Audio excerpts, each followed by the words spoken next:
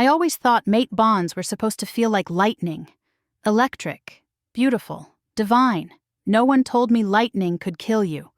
Because the moment my alpha, my fated mate, pushed another woman against the wall of our pack house and touched her like he once touched me, I felt it, every graze of his hands, every lie on his tongue, every thrust that wasn't meant for me. My body jerked as if someone had plugged my spine into a live wire, and the worst part? My soulmate cheated, and my nervous system sent me the live stream. No subscription required. So I ran. Not because I'm weak, but because the bond was killing me from the inside out. Only one alpha in this entire cursed region is strong enough to break a fated bond, a dangerous one. A loner. A man whose name is spoken like a warning and a prayer. And Goddess help me, he's the only one who can save me. If you've ever learned the truth the hard way, subscribe. Because this is where my story truly begins. Chapter 1. I'm Lyra Hale, 25, community college dropout, part-time barista, full-time disappointment of the Crescent Fang Pack. And until 12 hours ago, I was the Alpha's fated Omega. We weren't perfect, but we were supposed to be forever. At least that's what everyone said when the bond snapped into place 2 years ago, clean, sharp, glowing like moonlit thread strung between our souls. A beautiful lie. The night everything fell apart smelled like rain and rosemary breadsticks, 2 things I will now forever hate. The packhouse dining hall buzzed with laughter and music, and I tried to pretend the nausea twisting my stomach was from nerves instead of dread. You'd think an Omega would know when her mate was slipping away. You'd think an Alpha would be honest enough to tell her. But no, not mine. I felt the first wrongness as an itch in my ribs. A tug toward the West Wing Hall. A pulse that didn't match my heartbeat. I froze mid-step. My glass slipped from my hand and shattered. No one noticed except my wolf, who went utterly, deathly silent. Then, heat, pressure. A gasp that wasn't mine. Hands on skin that wasn't mine. I staggered forward, gripping the wall, every molecule of my body lighting up like buzzing wires. Not here, I whispered, not like this. But the bond didn't care about my dignity. It fed me the sensations anyway. Not the physical act, thank the moon for small mercies, but the echo, his desire, his intent, the emotional satisfaction that comes only when touching someone you want, someone who wasn't me. I bit my hand to keep from screaming. The worst part wasn't the betrayal. It was the familiarity. He'd touched her before. My beautiful alpha, my mate, my liar. I moved on instinct. My legs knew before my mind did. I sprinted toward the back exit, ignoring the startled gasps, the music cutting out, my name shouted by someone I didn't care for anymore. I burst out into the rain, barefoot, shaking, barely breathing. The bond throbbed against my ribs, trying to pull me back to him, trying to drag me toward the scene I'd never survive seeing. But I ripped my keys from my pocket and stumbled to my car. A beat-up hatchback I'd named Mercy, because that's what she gave me when no one else did. I slammed the door, turned the ignition, and whispered, "Please don't break down. If you ever loved me, Mercy, just this once." The engine coughed, growled, came alive, unlike my heart, which was currently doing a dramatic swan dive off a cliff. My hands shook violently on the steering wheel as I tore down the forest road. The mate bond clawed at me, begging, pleading, demanding. "Come back, come back, come back." I turned the volume up on my phone until the speakers threatened to burst. Pop music filled the car, drowning out the psychic agony. Barely. Somewhere around mile 6, the bond twisted sharply, pain like a blade dragging across my ribs. He finished. He was satisfied. I swallowed the sour taste in my mouth. "Congratulations," I muttered. "You cheated on me and my nervous system filled in the details, goddess. I hate magic." My wolf whimpered, folding in on herself. I pulled over in a parking lot of a closed diner, breathing hard, face wet. Not from the rain anymore. I pressed my forehead to the steering wheel. I can't do this," I whispered. I can't survive this bond. Mate bonds don't fade on their own. They rot you from the inside if they're not reciprocated.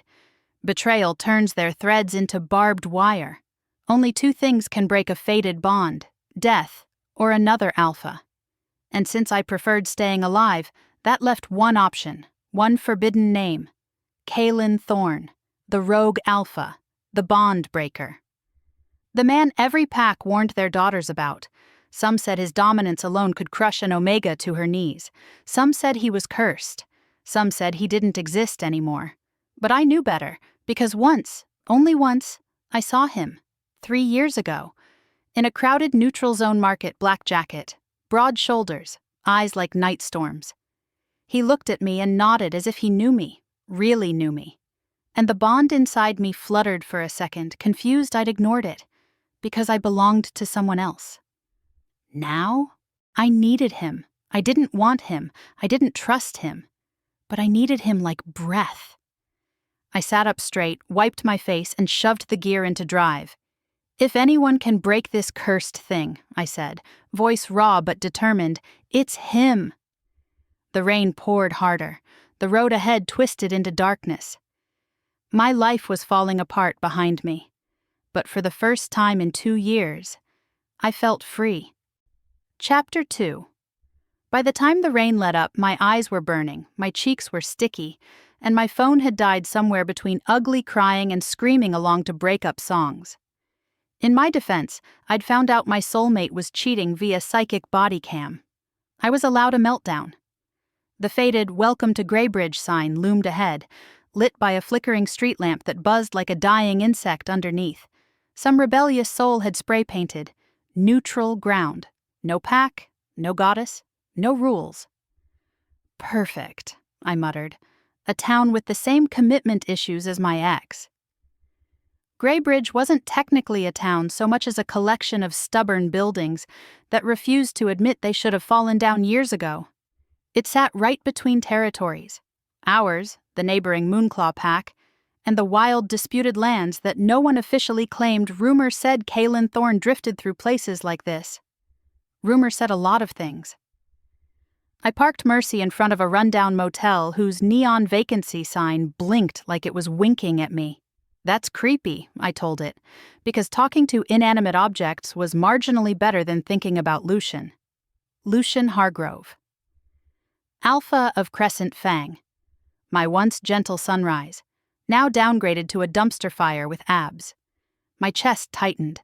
The bond pulsed at the thought of him. A faint tug like a bruise pressed too hard. It wasn't as sharp as earlier, but it wasn't fading either. I left you, I whispered to the empty car, as if the bond could hear me. You don't get to tug on me anymore. Funny thing about mate bonds, they don't care. I grabbed my backpack, half clothes, half snacks and coffee pods because priorities, and headed into the motel office. The bell over the door chimed weakly. A man in his 60s with a beer belly and a "World's Okayest Granddad" t-shirt looked up from his crossword. His gaze flicked over me. Messy hair, rain-damp clothes, red-rimmed eyes, Omega scent, exhausted and frayed at the edges. "You fleeing or moving in?" he asked. I blinked. "That obvious. Honey, you walked in here like the last 5 miles of your life were a horror movie."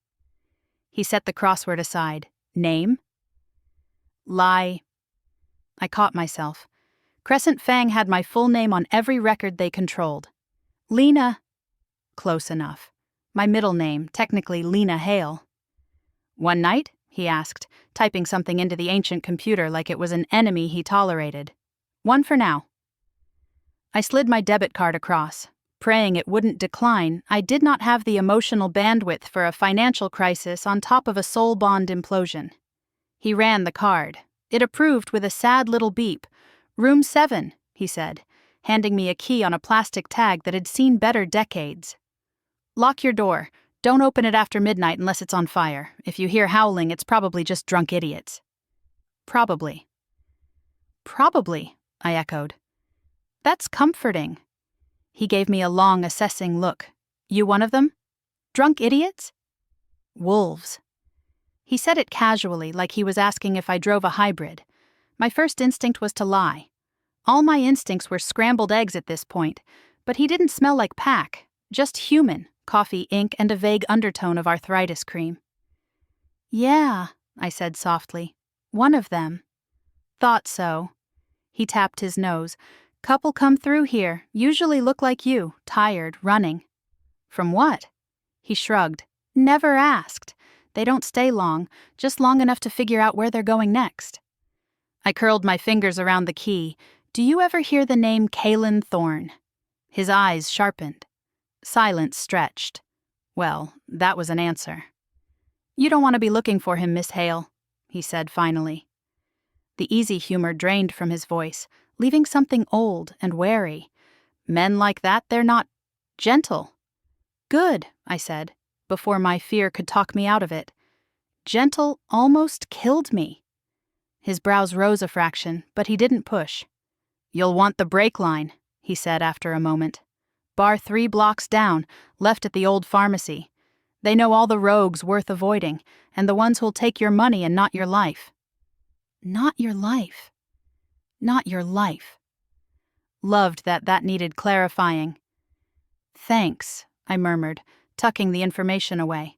I'll check it out. Careful, Lena, he said, voice low. People who go looking for monsters usually find them. I gave him a tight smile. That's kind of the point. Room 7 smelled like bleach, cheap floral air freshener, and the faint tang of old cigarette smoke, aka rock bottom. I locked the door, deadbolt. Chain. Checked the window twice. Then I slid down the wall until I hit the thin carpet and finally let myself think his name without flinching. Lucien. We'd met when I was 23 and still believed in things like happy endings and leadership training seminars. He'd come into the cafe where I worked, on the edge of pack territory, all dark hair and commanding aura, trailed by beta guards who took up too much space near the pastry case. I'd snarked at him about his caffeine addiction. He'd smiled. The bond had slammed into place like a door blown open by a storm. Everything after that had been a blur of heat and vows and, "You're mine," whispered under moonlight. He'd said forever like a promise carved into stone. And for a while he'd been good. Attentive, affectionate, gentle in private, iron in public. But things shifted when he consolidated more territories, more power, more politics, more whispers about alliances and heirs and strategic lunas. I'd asked once, just once, if he was sure about us, and he'd cupped my face and said, "Lyra, don't be ridiculous, you're my fated. Fate doesn't make mistakes." Turns out fate has a dark sense of humor. A sharp phantom pain cut through my abdomen. I sucked in a breath, pressing a hand to my ribs. The bond flared again. Less intense than before, but real. He was thinking about me. Regret? Annoyance? Territorial outrage that his Omega had dared to leave? I didn't know. I didn't want to know. I crawled onto the bed, shoes and all, and stared at the stained ceiling. The cheap fan clicked every rotation like a ticking clock counting down. Okay, I told the shadows. Step 1, don't die. Step 2, find Kael Thorne. Step 3, convince him to break my bond without, breaking anything vital in the process. Easy. Totally fine. My throat tightened. It wasn't just the betrayal. It was the knowledge that I could never go back. Even if he begged, even if he cried, even if he swore he'd never touch anyone else again. The bond could be tricked. I couldn't. My phone lay on the side table, dark and dead. I plugged it into the wall with a shaky hand. It flickered to life slowly, like it was considering whether I deserved basic functionality today. While it charged, I fumbled through my backpack and pulled out the one secret I hadn't told anyone.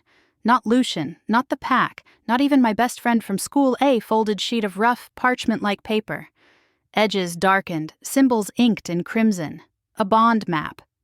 Pack legend said these were made centuries ago by witches who understood the threads that bound mates. They were rare. Illegal, supposedly destroyed. This one I'd found in the false bottom of a library trunk when I was 16. I'd hidden it under my mattress for years, half believing, half just liking the thrill of having something forbidden. Now, as moonlight filtered in through the thin curtains, the symbols pulsed faintly.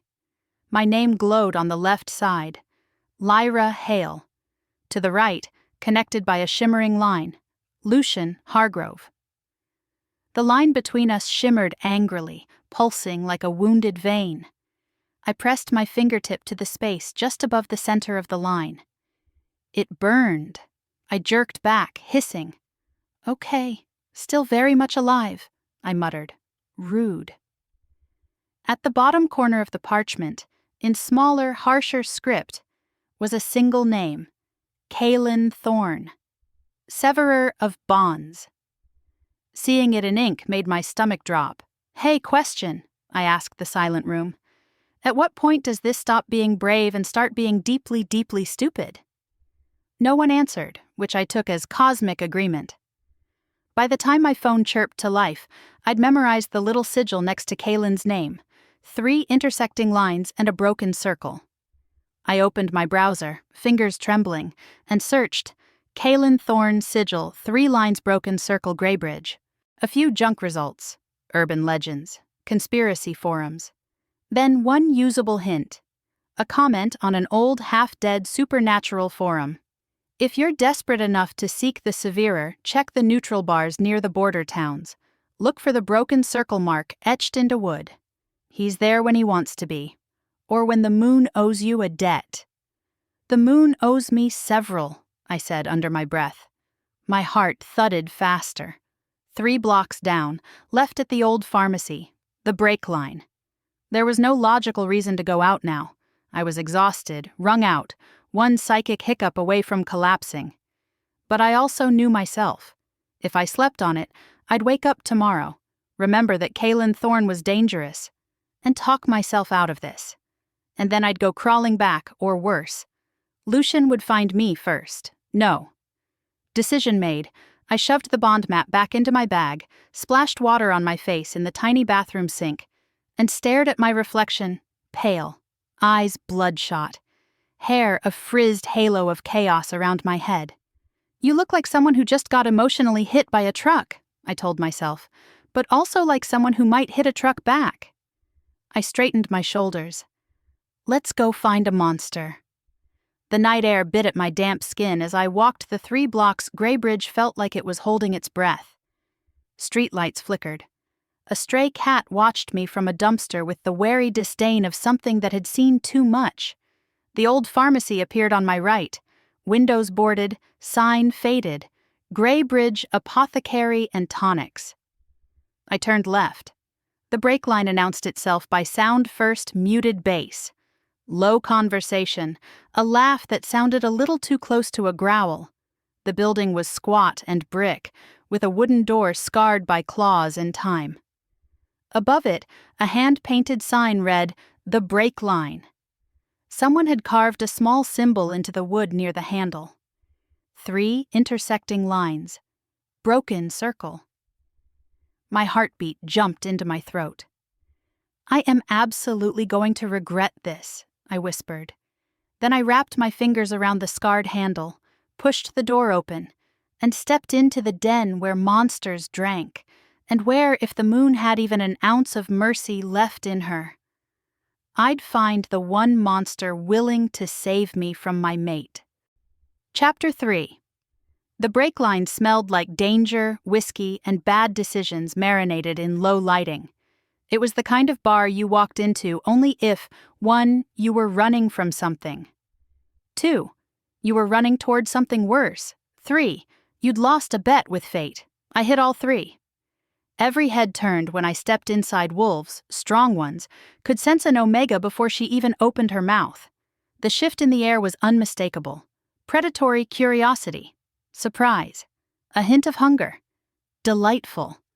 A rogue with a neck tattoo looked me over like I was a stray kitten that wasn't worth the effort of kicking lost, sweetheart, he drawled.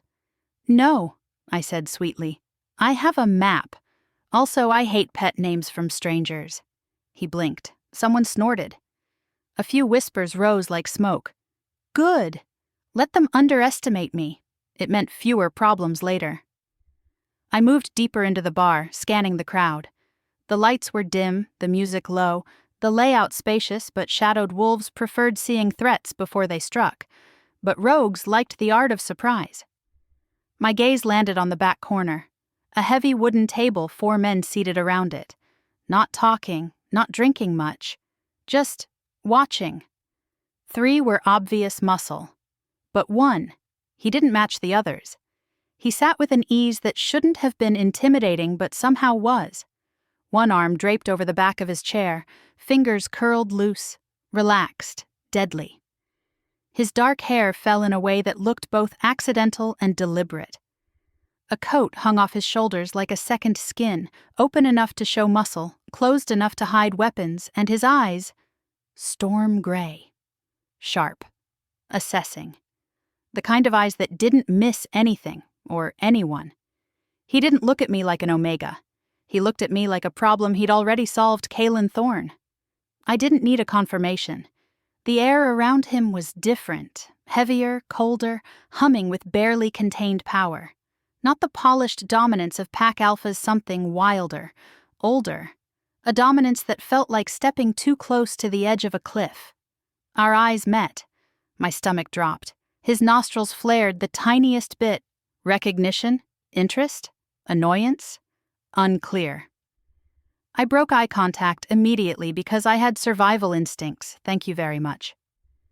I slid onto a stool at the bar. The bartender, a woman with silver-streaked hair and biceps that could crush walnuts, raised an eyebrow. What'll it be?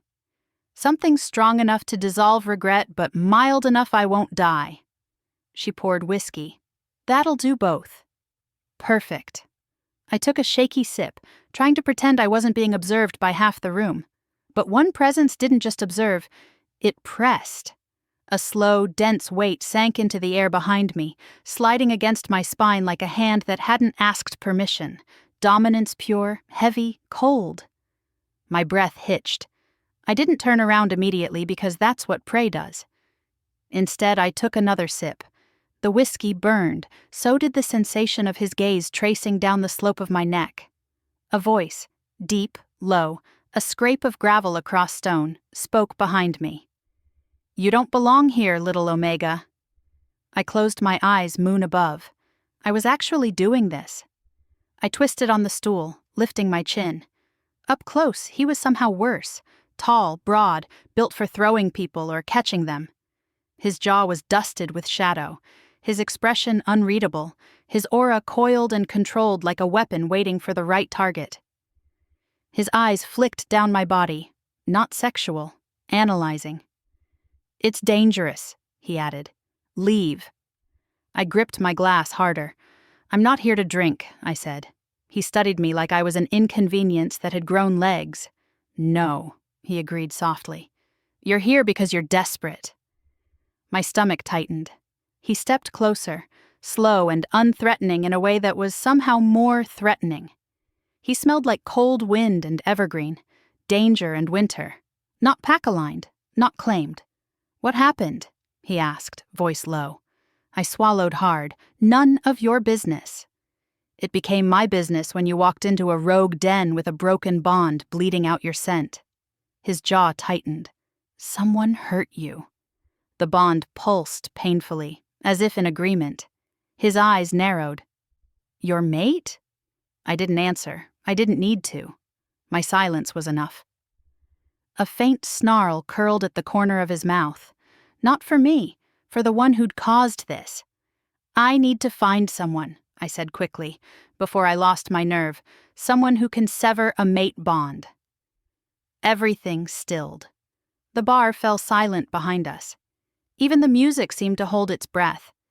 Kaelin's expression didn't change, except for one tiny thing, his eyes. They sharpened like blades sliding free. Why? He asked. Because I'm dying, I whispered. He held my gaze, unmoving, unblinking, reading the space between my ribs. How long ago? He asked. 6 hours. His jaw flexed. That's early for the echoes to be this strong. I'm sensitive. My voice was brittle.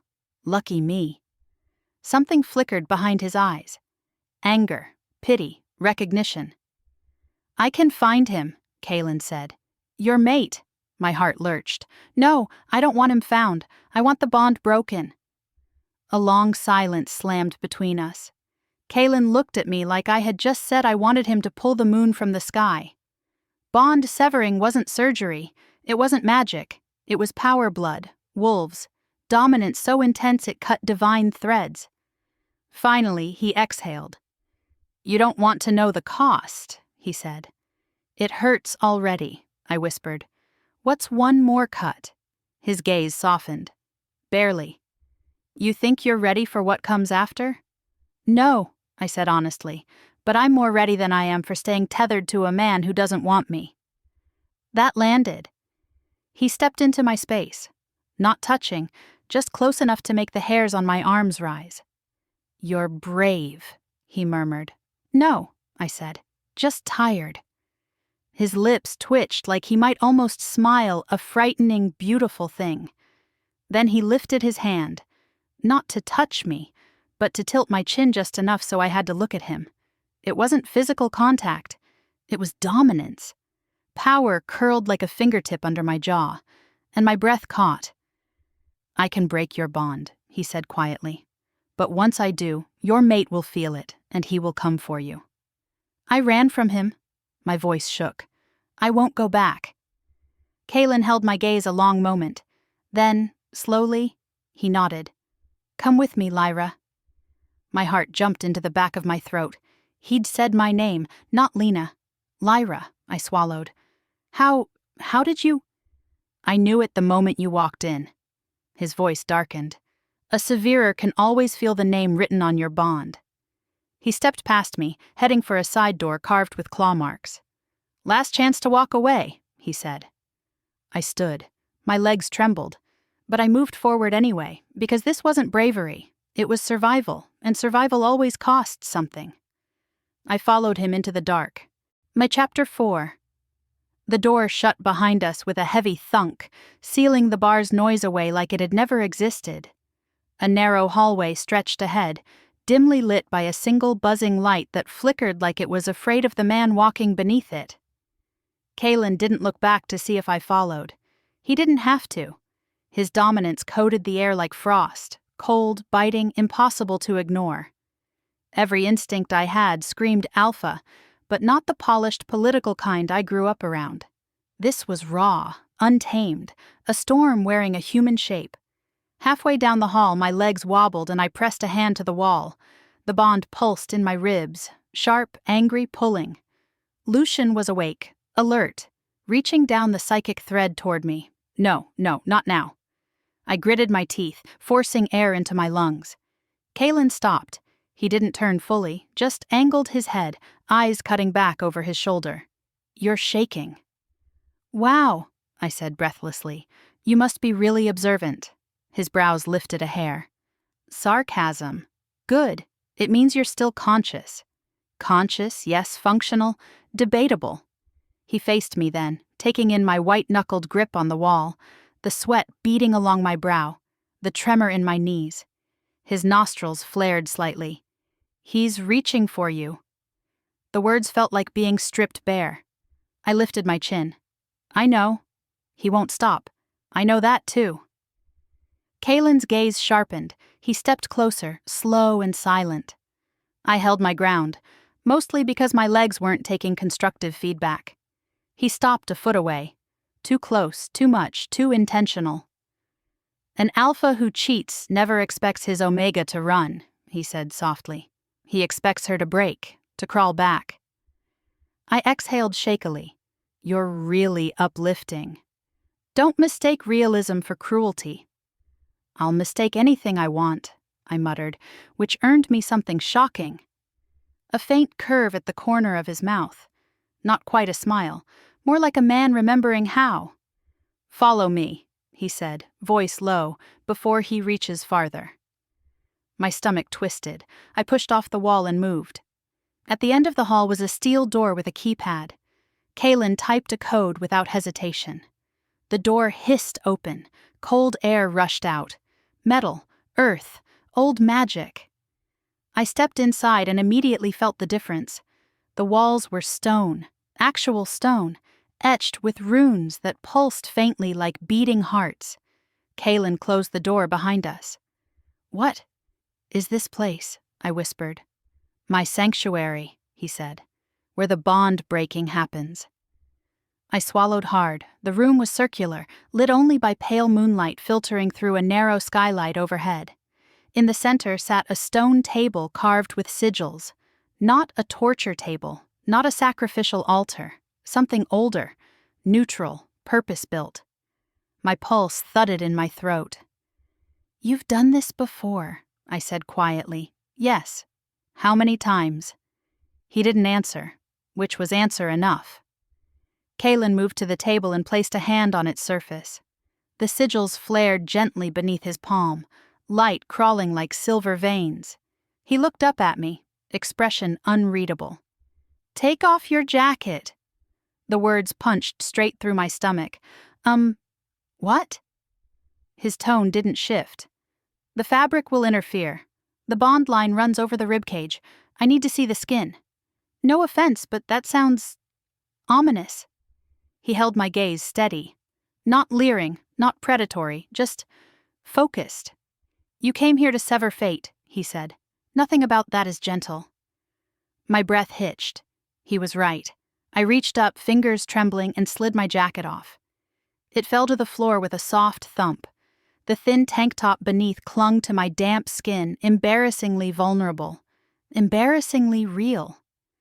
Kaelin's eyes tracked the line of my ribs where the bond pulsed under skin like a bruise made of light. He inhaled slowly, and something dangerous flickered across his face. "He marked you deep."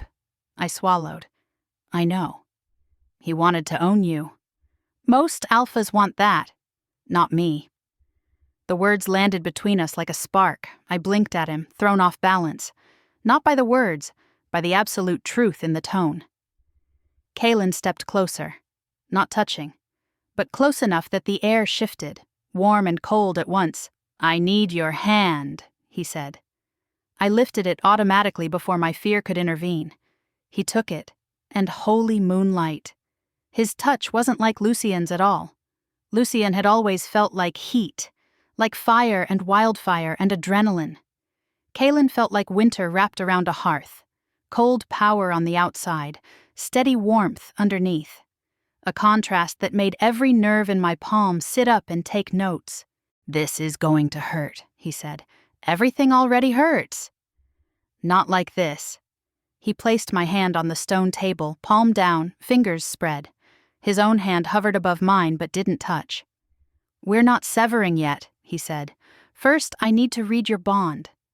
"How do you—" His fingers closed lightly over my wrist. A shock shot up my arm. Not pain, recognition. My breath came out in a choked gasp. What was that?" "Your mate's signature," he murmured, "woven into your skin, into your blood." Another pulse, this time sharper. I flinched. He felt that. "He'll feel everything," Kaelin said, "including the moment I break him out of you." The bond surged like a lash across my ribs, Lucien's presence slamming into my senses, frantic, searching. My knees buckled. Kaelin moved instantly, one arm catching me before I hit the floor. He didn't lift me, didn't pick me up. He braced me, supported, let me stay standing. That small mercy nearly broke me. His voice dropped to a low rumble, a command disguised as reassurance. "Breathe, Lyra." I sucked in air shaky, but real. He didn't let go of my wrist, didn't step away. Instead, he leaned in slightly, his breath warm against my ear. "Say his name." My stomach twisted. Why? Because the bond will react, and I need to see how deep it runs. I shook my head frantically. "I can't, Kaelin, I can't." His thumb brushed the inside of my wrist, not gentle, not comforting, anchoring. "You can," he murmured, "and you will." My heartbeat hammered against my ribs. I closed my eyes. My voice was a whisper, scraped raw. "Lucien." The reaction was immediate. Pain exploded across my chest. White-hot, twisting, a psychic scream reverberating through bone, I doubled over, gasping. Kaelin's grip tightened around my wrist, firm, grounding. His other hand hovered near my waist, not touching, simply ready to catch me. He watched every shudder, every breath, every grimace, and when the pain ebbed into a cold ache, he lifted my chin with a single finger, an invisible command pulling my gaze to his. His eyes burned. "Good," he said quietly. "Now I know exactly where to cut." A shiver ran through me, not fear, something darker, something that tasted like relief and danger wrapped together. I swallowed. "So, what now?" Kaelin stepped closer, dominance rising around him like a storm building pressure. "Now," he said, voice deepening, "I decide if you're strong enough to survive the severing." Chapter 5. I expected pain, a trial by fire, a dominance slam so heavy my bones would rattle. What I didn't expect was silence. Kaelin let go of my wrist slowly, like he was releasing a weapon instead of a girl barely holding herself together. His eyes stayed on me, storm gray, unreadable, steady in a way that felt unnatural for someone with power like his. "Stand in the center," he said. I blinked. "Of the room?" "Yes." "That's vague and mildly threatening." He didn't smile. "Good, you're still talking. Move." I swallowed, then stepped to the center of the circular floor, my shoes squeaking slightly against the stone. The runes around the perimeter flickered faintly, reacting to my presence. Omega energy was softer, weaker, but bonds were threads of divinity, and divinity always left fingerprints. Kaelin circled me once, not touching, not close enough to overwhelm, but close enough I felt the air change with each pass. A predator measuring prey, or an alpha calculating risk. I should have been afraid. Instead, something low in my stomach tightened. He stopped behind me. His voice slid between my ribs like a blade dipped in warmth. "The severing requires 3 things," he said. "Your honesty, your will, and your pain." I exhaled shakily. Well, I'm overflowing in the last one, so great head start. He stepped closer. Close enough his heat brushed my spine. Close enough I felt my wolf, weak, wounded, lift her head in instinctive recognition of a stronger presence, not submission, not attraction, just awareness. "First," Kaelin murmured, "I need to know if you're running from your mate, or from yourself." I stiffened. "I'm running because he cheated on me." "That's the symptom," he said, "not the cause." I spun, glaring. "What exactly do you think I'm running from?" He didn't flinch at my anger. If anything, he looked almost satisfied. "Tell me," he said, "when did the bond start hurting?" My breath hitched. He knew, of course he knew bond pain didn't begin with betrayal. It began with doubt. I swallowed thickly. "Months ago." "Why?" "Because he was pulling away." "How?" "Late night secret meetings." My chest tightened. He stopped touching me, stopped talking, stopped. My voice cracked. Kaelin stepped closer, slow enough I saw every shift of muscle beneath his coat. "Stopped choosing you," he finished quietly. My eyes burned. "Yes." "Did you tell him?" I let out a humorless laugh. "Tell him what? That the bond felt sick? That something was wrong?" He said I was overthinking, that Omegas get emotional, that I needed to trust him. Kaelin's jaw tightened.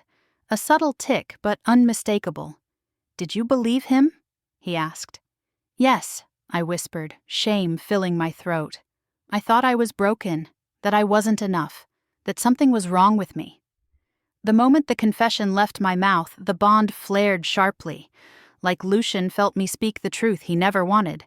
Acknowledged Kaelin's expression flickered. "That's what I needed to hear." "What? That I'm emotionally damaged?" "That you trusted the wrong man." My breath stalled slowly, deliberately. Kaelin lifted his hand. My heart stuttered, but he didn't touch me. He placed his palm next to my cheek, a hair's width away, his heat ghosting my skin without making contact. My breath trembled. "This is the test," he said softly. I stared at him, unsteady. Your test is hovering near my face? He didn't blink. The test is control. Whose control? Yours or mine? Yes. My knees nearly buckled. Fantastic. His palm hovered, warm, steady, dangerous. If you were still tied to him emotionally, Kaelin said, your bond would react to another alpha approaching you. It would flare, hurt, pull you away. It didn't, I whispered. Exactly. His eyes darkened, pupils dilating in a way that was decidedly non-human. You are already halfway severed, he murmured. Not by magic, not by dominance. He leaned in, his breath brushing my cheek like a secret. But by truth. Something inside me cracked. Quietly, painfully, beautifully, I didn't realize tears were falling until one dropped onto his wrist. Kaelin froze. Not in discomfort, not in annoyance, in assessment. Reading the tremble in my breath, the grief in my chest, the shame I'd held alone for months. And for a moment, a single terrifying moment, I felt his dominance soften around the edges. Not withdrawing, not weakening, just shifting. Becoming something that didn't suffocate, something that didn't demand, something that said, you're safe in this moment. Not because you're mine, but because you're hurting. No alpha had ever felt like that before. The bond pulsed again, Lucien reaching harder now, tugging, angry, possessive, terrified. Kaelin's eyes snapped toward my ribs. He's coming, he said, voice low. Fear shot through me. How far? Far enough you have time, Kaelin said. But close enough we start now. Start. What? He stepped back, command rolling through his voice like thunder. Step onto the stone. I moved without thinking, because my instincts weren't questioning him anymore. Not because he dominated me, but because he didn't. The stone under my bare feet pulsed faintly. The runes lit up around the rim of the room. Moonlight from the skylight above intensified, silver and sharp like a blade waiting to fall. Kaelin stood across from me, coat falling away from broad shoulders, dominance rising like a storm front. His voice was low and dangerous. This is the last moment you belong to your mate. My breath hitched. From here on, he said, eyes locked with mine, you walk toward the severing, and if you choose it fully, you never look back. My heart thundered, fear, grief, relief, all crashing together. Lyra, Kaelin murmured, his voice anchoring me to the ground. Do you want your freedom? The bond pulsed in my ribs, sharp, panicked, possessive, but my voice came out steady. Yes. Kaelin nodded once, a slow, dangerous, final kind of nod. Then the severing begins. Chapter 6. The air changed first. 1 second it was cold, metallic, humming with old magic. The next, it thickened, heated. Dropped into a deep, vibrating stillness that made the tiny hairs on my arms stand on end. Kaelin stepped onto the opposite side of the stone circle, and the runes reacted instantly, flaring like someone had poured moonfire into their veins. My heart hammered. Not from fear, from the feeling that something ancient had just opened its eyes. Do not move unless I tell you, Kaelin said, his voice a low command wrapped in velvet and threat. Yeah, I whispered. Won't be an issue. My legs forgot how to leg anyway. He didn't smile, but the faintest glimmer of amusement flickered in his eyes. Then it vanished, because the ritual began. Kaelin rolled his shoulders, chin lifting slightly as he pulled his dominance close, tightening it, shaping it, controlling it with precision that made me feel like I was about to witness something sacred and forbidden. This wasn't the dominance of a pack alpha. This was the dominance of something older, something the goddess might have whispered into the world and then immediately regretted. He took a deep breath, and the runes pulsed with it. Lyra, he said, place your hand over your heart. I swallowed hard and obeyed. The mate bond throbbed under my palm. Hot, bruised, frantic. Lucien was reaching harder now. the psychic equivalent of someone pounding on a locked door. Kaelin's eyes sharpened. Good, feel it. I'd really rather not. You must. The bond surged in response to his voice. Like Lucien thought another alpha speaking to me was a threat pain shot across my ribs. I gasped. Kaelin stepped forward, dominance slipping out of him like a wave. Not at me. Around me. A shield. A buffer. A wall of alpha power creating distance between me and Lucien's tether. The pain dropped instantly from a slash to a throb. "Oh," I whispered, knees nearly buckling. "That helped." Kaelin's jaw flexed. "He shouldn't be able to reach you this strongly at this distance.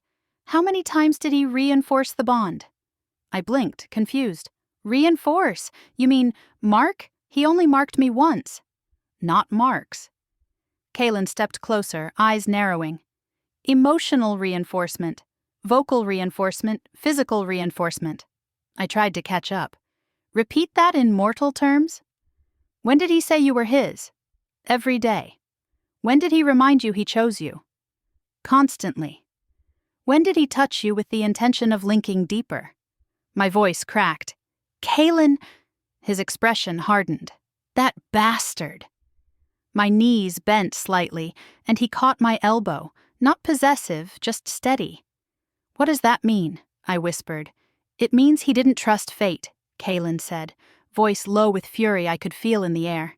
"So he layered his dominance into you over and over to keep you bound even if he failed you." I felt sick. Is that allowed?" "No." The word was ice. My pulse trembled. "So is that why the pain feels wrong?" He nodded once. "He bound you too tightly." "That sounds illegal." "It is." "That sounds like grounds for murder." "It is," he said calmly. I blinked. "Is that a joke?" "No." "Fantastic." My Bondbreaker came with homicide vibes. Comforting. Kaelin took a slow breath, his aura cooling from molten fury back to controlled storm. "We proceed," he said. "We're already against time." I nodded, swallowing the dread. "What do I do?" "Nothing," he said. "Just stand and let me in." "Let you in where?" "Your bond." "Oh, cool, sure, casual, great." My voice cracked. "How do I—" "You breathe," he said, "and you don't fight me." He stepped into the circle fully. The runes lit up so bright they cast silver across his skin. Kaelin lifted one hand, palm out. "Lyra Hail," he said, voice deepening into something that vibrated against the walls. "Do you consent to the severer entering the space of your bond?" My breath stilled. This was sacred. Old. A spell wrapped in a question. "Yes," I whispered. "Do you consent to my dominance touching the place your mate marked?" "Yes." "Do you consent to the pain that comes with breaking what fate tied?" My voice shook. "Yes." The runes flared. Kaelin lowered his hand. He stepped close enough that his breath brushed the top of my shoulder. Close enough I felt the heat of him under my skin. Close enough that every cell in my body screamed, wrong alpha, while another quieter part whispered safe. He raised both hands to hover on either side of my ribcage, not touching, but caging the air between us. "Keep your hand on your heart," he said softly. "It'll anchor you." Then, he reached into my bond. There was no physical contact, no dramatic gesture, just a pull. Like fingers slipping between threads of light inside me, I gasped, grabbing his coat with my free hand as the world tilted. Kaelin's voice dropped low. "Stay with me." The bond flared in panic. Lucien's presence slamming into me like a psychic shove, Kaelin slammed a wall of dominance against it. Not hurting me, blocking him. My breath hitched as heat raced up my spine and cold spread across my ribs. My vision blurred. Kaelin, it feels like I'm being torn into. I know.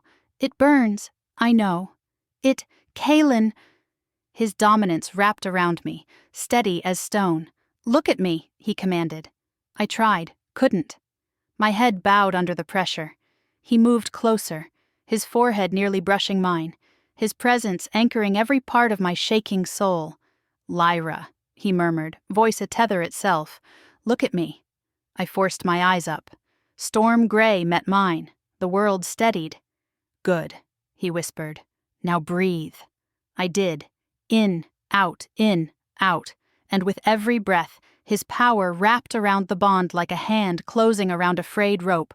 Lucien's presence convulsed through it. Angry, desperate. Mine. Kaelin's dominance surged forward like a blade. Not anymore. The bond snapped like someone had plucked a divine string, I screamed. Kaelin caught me before I hit the ground. His arms wrapped around me, not tight, not possessive, just enough to keep me from collapsing under the weight of the pain ripping through my soul.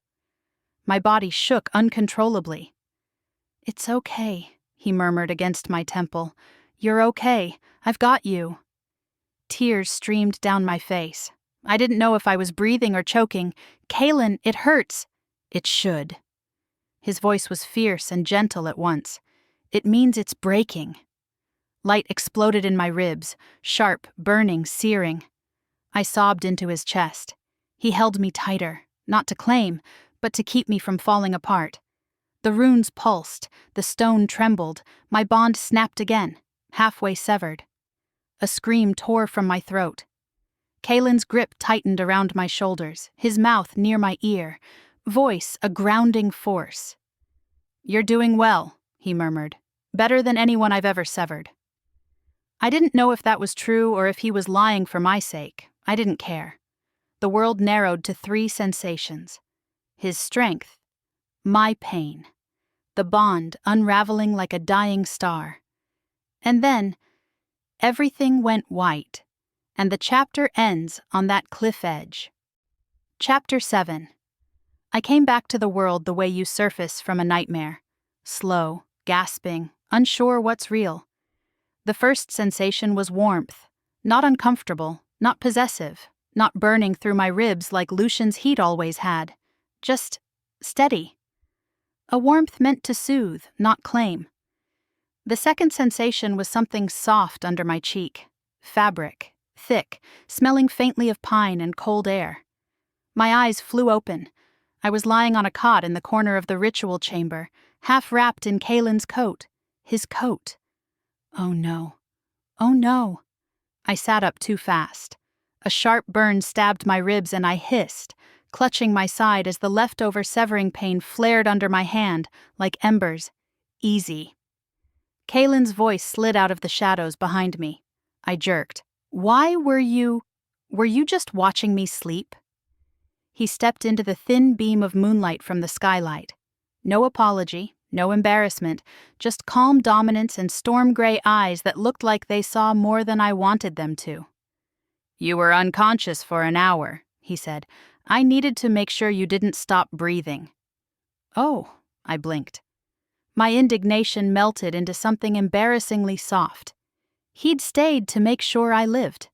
I cleared my throat. "Right, well, breathing is, useful." His mouth twitched. Almost smile number 2. "So, I've heard." My face heated. Fantastic. I looked down at myself. He'd draped his coat over me completely, heavy and warm and smelling unfairly good. My sneakers had been set neatly beside the cot. My tank top had been straightened. My hair had been gently pushed away from my face. He hadn't touched anything he didn't need to. No alpha restraint had ever stunned me before he crossed his arms, leaning against a stone column like he had all the time in the world. "How do you feel?" I considered. "Sore," I admitted. "Tired, like someone used my soul as a chew toy." "That's normal." "Your definition of normal is deeply concerning." He didn't argue. I shifted again, wincing as the burn sharpened Kaelin's attention, honed instantly on the movement. "Still painful here?" He gestured to my ribs. "How did you—" "The way your posture shifts telegraphs it." "Meaning?" "Your mate marked you deeper than he should have." I exhaled shakily. "I didn't feel it then. Not like this." "That's because at the beginning of a bond everything feels good," he said. "Even the things that shouldn't." I fell silent. Because that was painfully true. Kaelin stepped slowly toward me. No threat, no speed, just a presence entering my space with purpose. I tensed instinctively. He paused, not withdrawing, just waiting, letting me choose. I released a breath I didn't know I'd been holding. He moved the final step. "Lift your shirt," he said. "What?" I squeaked. "To your ribs." "Oh," I swallowed. "Okay, yes, that's fine, sure, normal, medical, whatever." "Dear moon, please smite me where I sit." With trembling fingers, I lifted the hem of my shirt just enough to expose my left side. Kaelin crouched beside the cot, close enough I felt heat from his body but not touching me at all. His breath brushed my skin, sending unwanted shivers through me. His eyes scanned the area over my ribs, where Lucien's mark should have been faint under my skin. A dark, bruised glow pulsed like an angry ember. My stomach twisted. "That's not normal, is it?" I whispered. "No," Kaelin said softly, "but it will fade as we progress." I dropped the shirt. "Progress, right? Meaning we're only halfway done." He nodded. "The first severing breaks the emotional tether. The second breaks the spiritual one. And the third." He looked at me, expression unreadable. "The physical one." The words hit me like cold water. Physical bond severing, the final stage. I bit my lip. "And when that's done?" "Then you're free," he said, truly. His voice had a weight on that last word, a gravity. My throat tightened. "Will Lucien feel the first severing?" "He already has." My stomach dropped. "How do you know?" Kaelin gestured toward the doorway. I followed his gaze. Rough claw marks scraped down the steel, fresh, violent, dripping faint sparks of pack alpha aura. My blood ran cold. "He's here?" I rasped. "No," Kaelin said, "not in Greybridge, but he reached as far as he could. Wolves can project their presence when distressed. He almost tore down the barrier." Fear clawed up my spine. "Then he knows I'm severing the bond." "Yes. And he knows who's helping me." "Yes." I swallowed hard. "And he'll come." Kaelin didn't sugarcoat it. "He will." "Great," I muttered. Just what every girl wants, an enraged ex-mate alpha sprinting through the woods to reclaim his Omega like she's an Amazon package. Kaelin blinked once, slowly. "That was oddly specific," he said. "It's called trauma humor." Another almost smile flickered across his face, but it faded quickly. A cold seriousness settled onto him as he straightened. "We don't have much time," he said. "You need to recover enough for the next stage. That's going to hurt more, isn't it?" "Yes." "Cool, fantastic. Love that for me." "You can rest here," he said. "I'll keep watch." I blinked. You're staying?" He tilted his head. "You're halfway unbound," he said quietly. "That makes you vulnerable. Your mate could pull you back in emotionally if you sleep unguarded." My stomach flipped. "So if I fall asleep right now, Lucien could reach through the half-bond and, what, drag me back?" "Not physically," Kaelin said, "but he could get into your mind, influence your instincts, whisper to your wolf." My heart pounded. He used to do that when we slept. Kaelin's aura darkened, storm clouds rolling in behind his eyes. "That isn't love," he said. "That's ownership." I bit down a sob. Kaelin must have sensed it, because he angled himself slightly, still tall, still powerful, but shaping his dominance into something less sharp, something steady. "You're safe here," he said. My chest tightened. "No one touches you," he added. "Not while you're under my roof." I swallowed, heat creeping up the back of my neck. That's very, alpha of you." He met my gaze, slow and deliberate. "I'm not protecting you because you're an Omega," he said. "I'm protecting you because you deserve to choose who reaches for your soul." My breath hitched, because no one had ever said that to me. Not even close. For a moment we just stared at each other in the moonlit chamber. Two broken bonds, two broken people. Then Kaelin stepped back, giving me space. Rest, he said. The second severing begins at moonrise. I hesitated. Kaelin. He paused at the doorway, looking back. Thank you, I whispered. His expression softened, just a fraction, barely noticeable, but real. You don't owe me gratitude, he said. Why not? I asked softly. You're helping me. Because this isn't charity. His voice deepened. It's choice. And then he added softer, mine. The door closed behind him, and for the first time in 2 years, I felt the bond silence. Not absence, silence. It was terrifying, and beautiful, and mine. Chapter 8. Moonrise came faster than I wanted. I must have dozed for an hour, maybe less, curled under Kaelin's coat, lulled by exhaustion and the faint scent of pine and winter. I woke to a soft thrum in the air, like the chamber itself had a heartbeat sinking to the moon overhead. My ribs ached, my wolf stirred weakly, and the bond felt like a frayed wire sparking against my nerves, half tethered, half dead, half mine again. I wasn't ready. I was absolutely ready. Kaelin stepped back into the chamber as if summoned by my heartbeat. He looked different in moonlight, sharper around the edges, dominance simmering just beneath his skin like lightning pacing a storm cloud still controlled, still contained, but barely. You're awake, he said. You say that like I had a choice. You didn't, he said, voice low. Your mate was clawing at the tether while you slept, loudly. I shivered.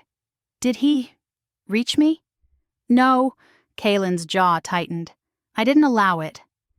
A warm, strange feeling slid into my chest, gratitude and something deeper, something I wouldn't name. You didn't sleep, I whispered. No. You were watching the barrier for him. I was watching it for you. My breath hitched. Oh. He turned away before I could respond, motioning toward the center of the circle. Come. I pushed myself to standing, wincing. If I collapse mid-severing, does the moon give refunds? No, he said, but I do. That's cryptic and comforting in the worst way. He didn't deny it. I stepped back into the circle. The stone felt warmer now, vibrating faintly under my feet. The runes around the chamber glowed a soft, silver blue, pulsing with the rhythm of the moon's rise. Kaelin positioned himself across from me. This time will be worse, he warned quietly. Emotionally, not physically. Define emotionally. You'll feel what the bond remembers. My stomach dropped. Memories? Yes. His memories or mine? Both, but mostly yours. Oh, Moon, I wasn't ready. But I was done belonging to someone who hurt me. I squared my shoulders. Do it.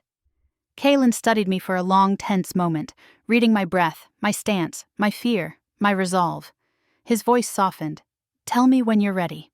I'm ready now. No, he murmured. Look at me first. My gaze lifted. Storm gray, steady, anchoring. I stopped shaking. Now, he said. He stepped into the circle. The runes brightened, the chamber breathed. His hands lifted, hovering on either side of my head, close enough to feel warmth but never touching. Close your eyes, he whispered. I did. The second severing began. The memories. It hit like a shockwave, not pain, not yet, but emotion. First love, first touch. The moment the bond had snapped into place, sharp, sweet, overwhelming. Lucien's voice in the dark. You're mine. My answering whisper, I know laughter, heat, moonlight on skin. My breath trembled. Kaelin's voice threaded through the memories, deep and grounding. Breathe, Lyra. The next wave hit harder. Not the good memories, the doubts, the slow distancing, nights waiting for him to come home and pretending it didn't bother me. Morning kisses that turned into forehead pecks, hugs that became polite pats. The scent of another woman on his clothes. The way he said, "You're imagining things." My chest ached. I balled my fists. The bond responded, writhing like a wounded animal trying to keep its grip. Kaelin's hands lowered a fraction. his dominance slicing through the memory like a blade of wind. "Let it go," he murmured. Kaelin, I can't. This part hurts. It's supposed to. Don't run." I squeezed my eyes tighter, shaking. He made me feel like I was crazy, like I was too much, too sensitive, Stop! Kaelin's voice dropped to a growl, firm, sharp. "You were never too much," he said. "You were too loyal to someone who didn't deserve it." My breath caught, raw and painful. Another memory surged, the night he cheated, but not the echo I'd felt earlier, the real memory. The bond feeding me the emotions underneath. Lucien's desire, his hunger, his choice. I screamed. My knees buckled. Kaelin caught me with invisible dominance, holding me upright without touching me. "Lyra, look at me." My eyes flew open. Kaelin stood inches away, his presence filling every shattered place inside me. "Say it," he commanded. "Say what he did." He chose someone else," I choked. "Again. He chose," my voice broke, "not me. Again. He didn't want me." The bond convulsed.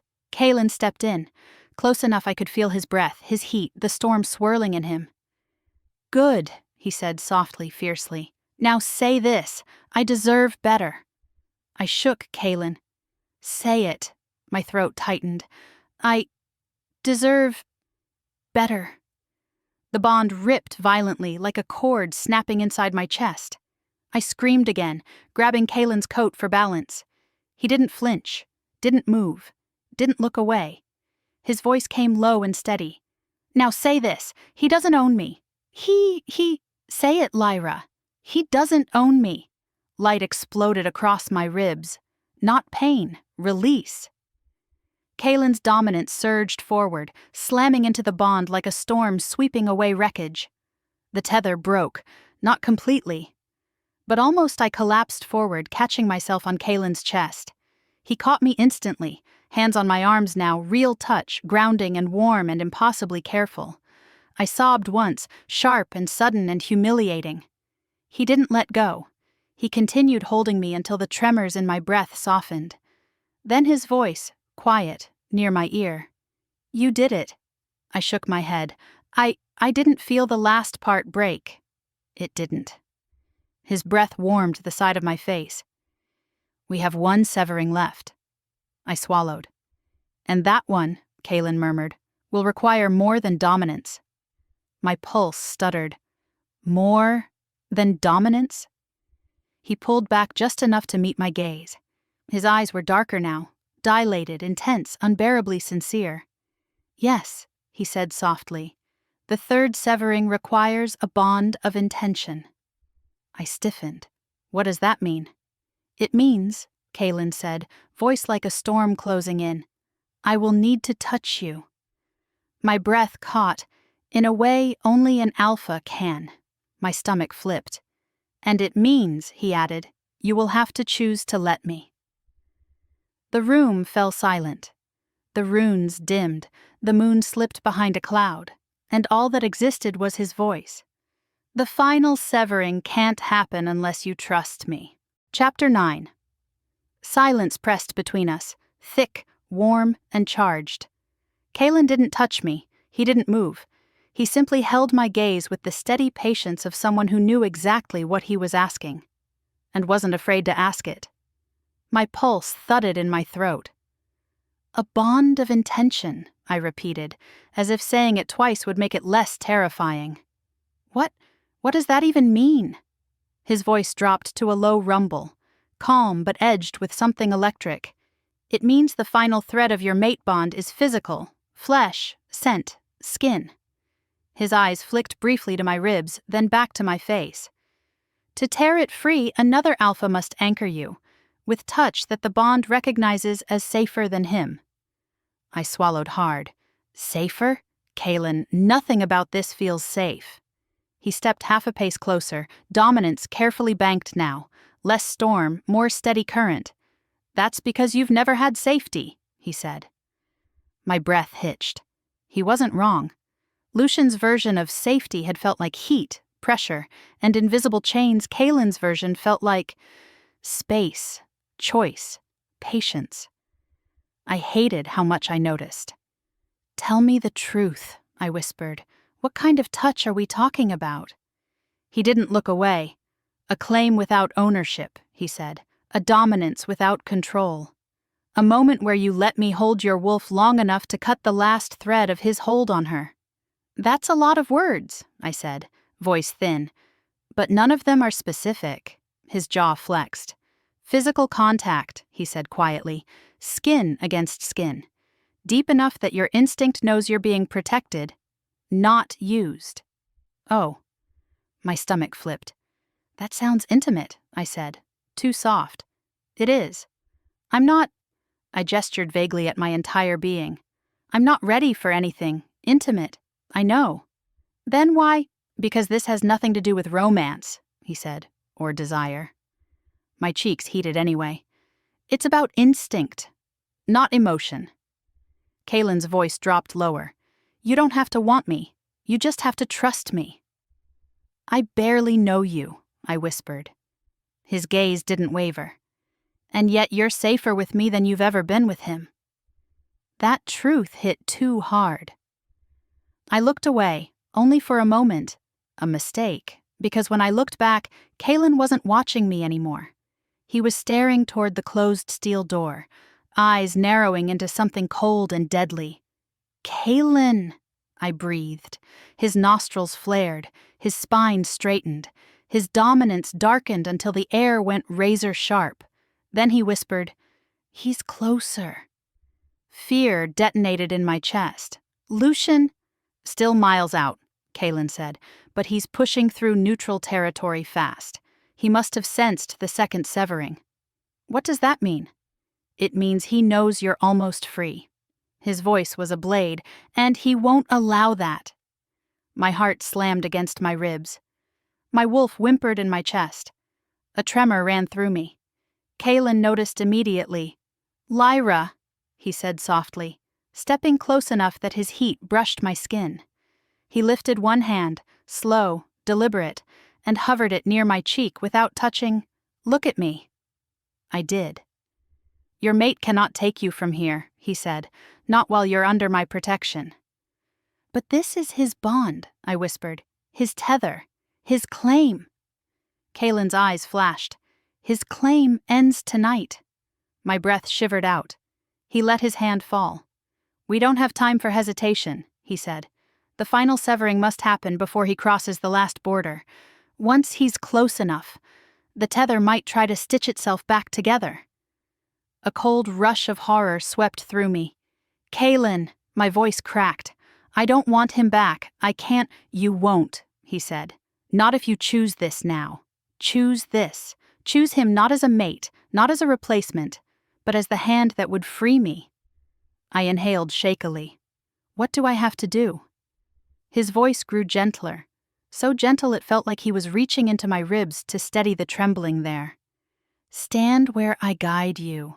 Let me touch you. Let me anchor you. Don't fight me when your instincts clash." "Clash?" "Your wolf will feel an alpha too close to her mark." He paused. "Your wolf might think it's betrayal." My chest squeezed painfully. "Is it?" I whispered. "No."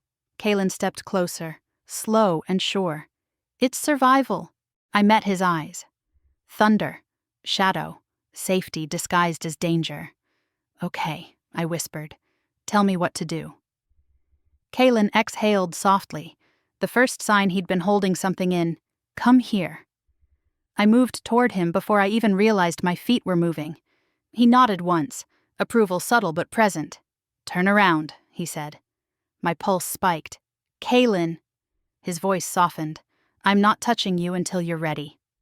I closed my eyes, stepped into the center of the room. Turned, my back was to him, my breath short, my ribs aching. I heard him move behind me. Slow steps, controlled breathing. Dominance pulled tight so it didn't overwhelm me. When he finally spoke, his voice had changed. Darker, deeper, velvet over steel. "The bond sits along your spine now," he said. "The last thread runs from the base of your neck to your heart." Cold washed over me. "So I need to anchor you here." Warmth hovered behind my back.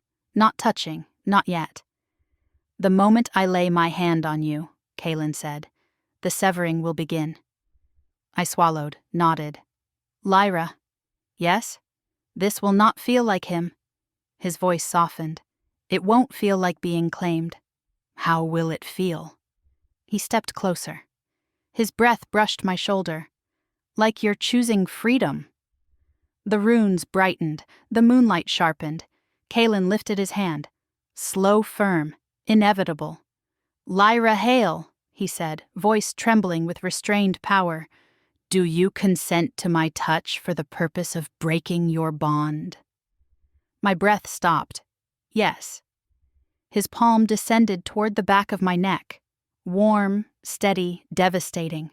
And right as he touched skin. A howl split the distance outside the sanctuary, Lucien, close enough to shake stone. Kaelin's grip on my freedom tightened. "Too late," he murmured. "He's found you." And the final severing began. Chapter 10.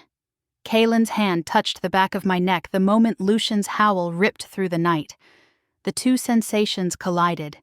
Warmth and winter, safety and terror, freedom and every lie I'd ever swallowed. My knees buckled. Kaelin caught me.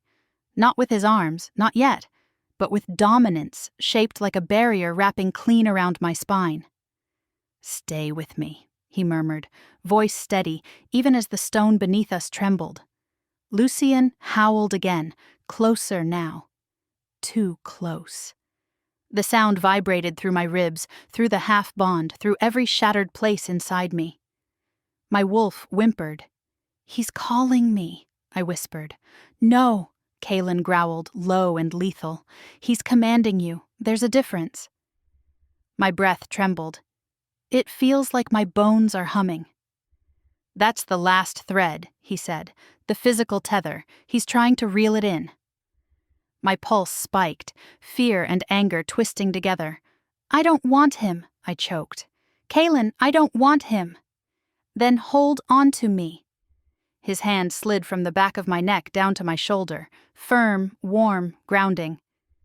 "Not because you belong to me," he added softly, "but because you don't belong to him." I shuddered. The bond thrashed violently, Lucien pulling hard enough to make my vision blur. Kaelin stepped fully behind me, chest brushing my back, not restraining, but anchoring me against him. The first real touch. And my wolf didn't recoil. She leaned. His voice dropped into something ancient. "Lyra Hale," he murmured, breath hot against my ear. "I'm going to tear him out of you, every thread, every mark, every echo." A sob clawed out of me, sharp, desperate. "But I need more contact," he said. "Your wolf needs to feel my presence stronger than his." My heart slammed. "Kaelin, what does that mean?" He answered by sliding his other hand around my waist, palm splaying gently across my stomach. Not intimate, not claiming, protective, like he was bracing me against a storm. And then the storm hit. The final severing. Pain tore through my spine, white-hot and electric, like lightning threading through my nerve endings. I screamed. My legs gave out. Kaelin held me upright easily, his chest solid against my back, his grip unshakable. "Breathe," he commanded. "I can't. You can. You are." Another tug, violent, wrenching, ripping. Lucien's voice whispered through the tether, desperate, furious, frantic. "Mine," Kaelin snarled, a sound so deep it shook the chamber. Not anymore. His hand on my stomach tightened just enough to hold me steady. His other palm slid from my neck to my sternum, covering my heart through my shirt, heat spreading like a barrier against the cold pull inside me. My mind blurred. The world narrowed to pain and breath and hands that held without taking. "Kaelin, Kaelin, it hurts." "I know," he said. Soft, steady, unshakable. "And you're strong enough to survive it." Something inside me cracked, not breaking, unraveling. The tether snapped backward like a cord under too much strain. Lucien roared through the bond, a sound of panic and disbelief. My knees buckled again. Kael caught all of my weight, pulling me tighter against him, his breath warm against my temple. "Let him go," he murmured. "Let him fall." Kael, I can't." "Yes," he said, voice a quiet storm.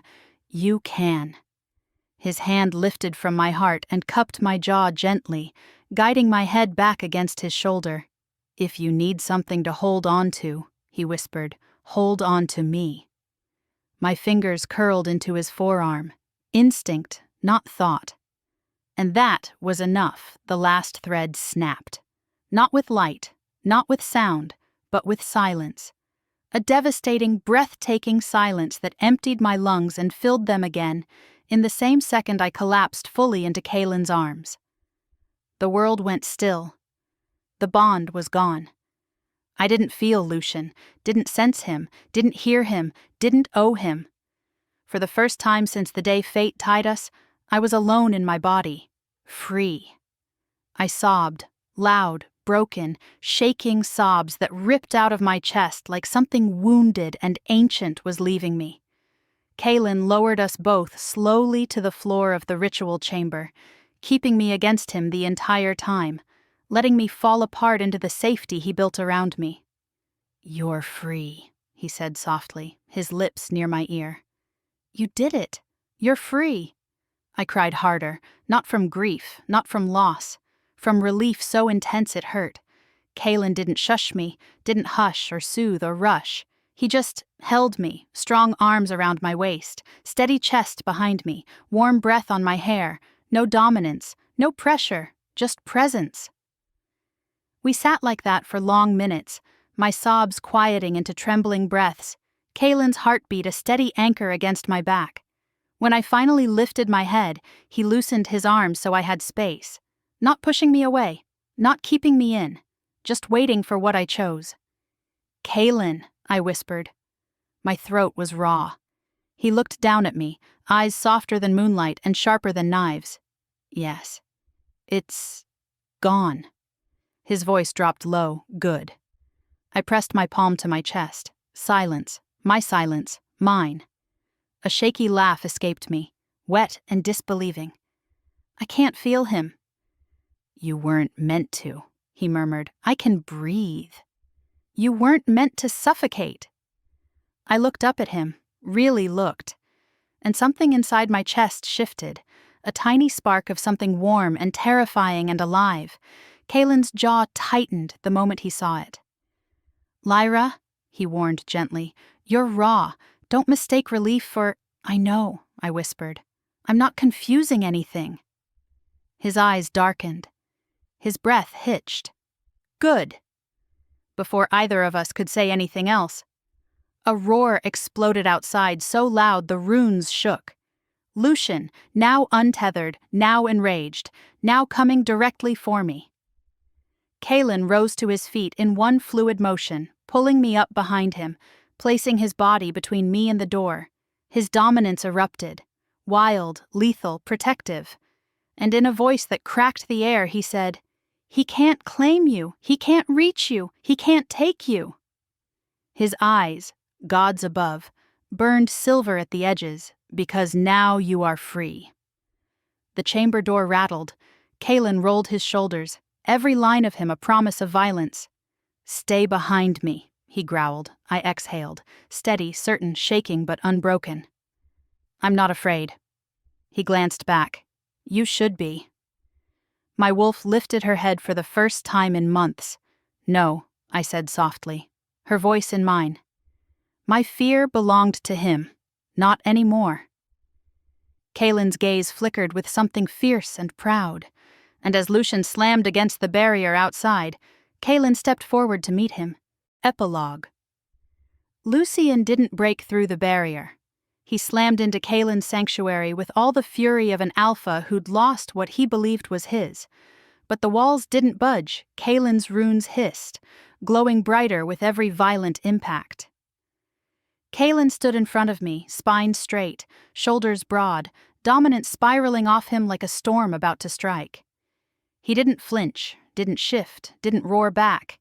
He simply watched, a calm, terrifying presence, as Lucien's claws raked across stone. "Lyra!" Lucien's voice cracked the night for a moment. A single heartbeat, I almost felt something. Not longing, not guilt. Recognition. Of the girl who used to run when called. But I wasn't her anymore. Kael glanced back at me. "You don't owe him an answer," he murmured. And I didn't. Not anymore. Lucien's final snarl tore through the air. Raw, frustrated, furious. Then his presence broke apart. A howl echoed once, twice, then vanished into the trees. Silence settled, heavy, relieved, final. I released a breath so deep my ribs ached. Kael didn't move until another full minute passed, and the runes dimmed back to steady silver. Only then did he turn to me. "Lyra." My name in his voice felt different now, untethered, unclaimed, entirely mine. "It's done," he said. "You're free." I should have cried, fallen apart, collapsed from exhaustion. Instead, I lifted my chin. "Thank you," I whispered, "for giving me back my life." Kael studied me with a gaze that saw everything. Every shake in my breath, every tremor in my fingers, every scar written inside my bones. "You gave it back to yourself," he said. "I only cut the chains." I stepped closer. He didn't reach for me, didn't assume, didn't take. He simply waited. "The way a storm waits for a soft place to land, Kael," I whispered, voice shaking with something new, fragile, and blindingly real. "I don't know what comes after this." "You don't have to," he murmured. "Not tonight." I hesitated. Then I said the truest thing I'd spoken in years. "I want to stay." His breath caught, the smallest visible shift, but his voice, steady, gentle, held only honesty. "If you stay, it's because you choose to. Not because you're bound, not because you're afraid, because it's what you want." My heartbeat thudded. "I choose it," I said. His chest rose on a slow inhale. "Then stay," he whispered, "and rest you've carried enough." Kael stepped closer, not claiming, not dominating, just offering warmth in the cold. I let myself lean into him, just a little, just enough to feel his presence settle something deep in my ribs that had ached for far too long. And for the first time, I didn't feel pulled, I didn't feel claimed. I felt steady, free, alive. Kael brushed my temple with the back of his knuckles, barely a touch, but enough to send warmth spiraling through me. "No more bonds," he murmured. "No more cages. Only choice," I whispered. He met my gaze, storm gray, soft as dawn. "Only choice," he agreed. Outside, the moon dipped lower, painting silver across the stone floor. Inside, Kaelin's sanctuary felt less like a prison and more like a home built of strength and shadows, and second chances I curled my fingers into his coat. "Kael?" "Yes." "What happens tomorrow?" His lips curved. A subtle, devastating, almost smile I was beginning to crave. "Whatever you want." And for once in my life, those words didn't feel terrifying. They felt like freedom. The freedom I'd fought for. The freedom he'd helped me reach. The freedom we'd step into together. Slow, steady, chosen. A new bond didn't spark between us that night. It didn't need to, because some endings don't require lightning. Some endings simply need a storm, waiting patiently for the sun to choose it back. Thank you for listening to The Bond That Burned. If this story lit a fire in you, don't forget to like, comment, and subscribe. Tell me below. Would you risk everything to break fate, or let destiny bind you? And if you'd stand with an alpha who chooses you, share this with your pack. Until the next moonrise, stay wild, stay free, and listen closely. Fate always whispers.